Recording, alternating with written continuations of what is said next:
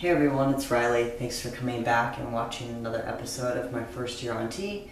This week we are talking about how we do our shots. I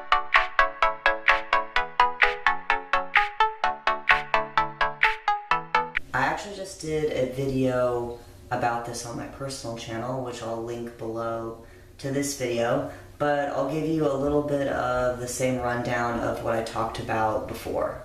What I use for my injections are these 1 milliliter little vials, and I use a syringe. So I do intramuscular injections. So this is the syringe I use, and it has a 25 gauge needle on there, which is what I use to inject. And then I put this 18 gauge needle on to drop the vial. Those are the main materials I need, besides of course an alcohol swab to clean everything. I inject in my behind area because that's the easiest place for me and the place that is the least painful. I started out with having my first shot I had my mom do.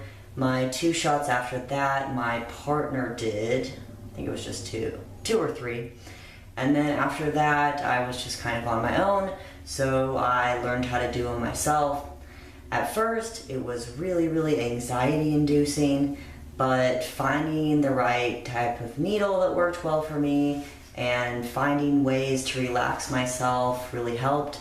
What I normally do is I either put on calming music, or I'll take a shower beforehand, or sometimes I'll even just turn the water on to start the shower, and then I'll inject, so then I'll get in the shower as quick as possible. It's something about the water running makes me feel like, oh, I gotta do it now, I can't waste water, or I just need to get in there so I can relax, so I just get it done as quick as possible. I'm not going to show you how I do my injection because I already did in my other video, and I don't think I need to put my butt on YouTube twice.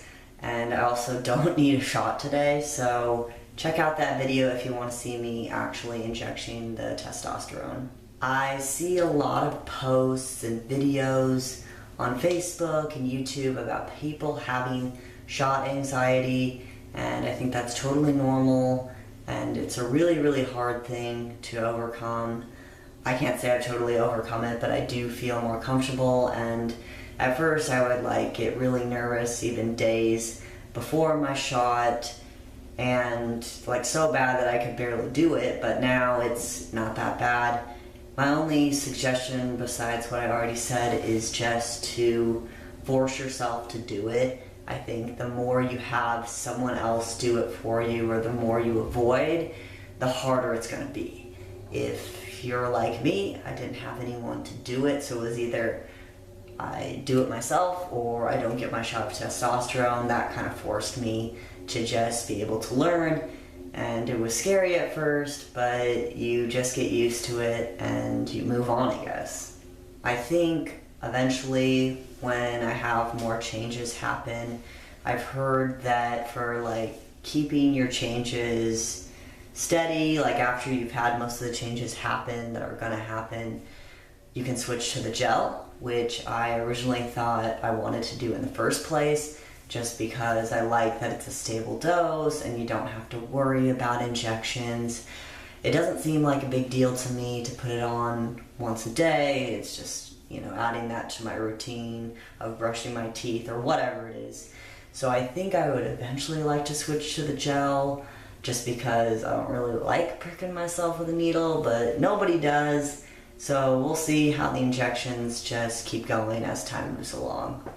I also know that I may switch to a type of testosterone that is slower release and you put more in your body. Like one of my friends, he has testosterone once every 3 months. So I think that would be really nice, and sometimes that's given by a nurse, so then you don't even have to worry about it yourself. But some people go in to see a nurse every 2 weeks, and that's kind of a hassle, I think, in my opinion. I think it's better to just learn how to do it yourself. But everybody's different. I'm not going to tell you what works for me is going to work for you. I'd also suggest just watch more YouTube videos about how people do their injections. That's what helped me. I just watched like every single video that was out there about it, and everybody does it differently, but it still helped me kind of figure out a way to do it in my head, use those calming techniques, and just, I guess, try your best, see what you can do.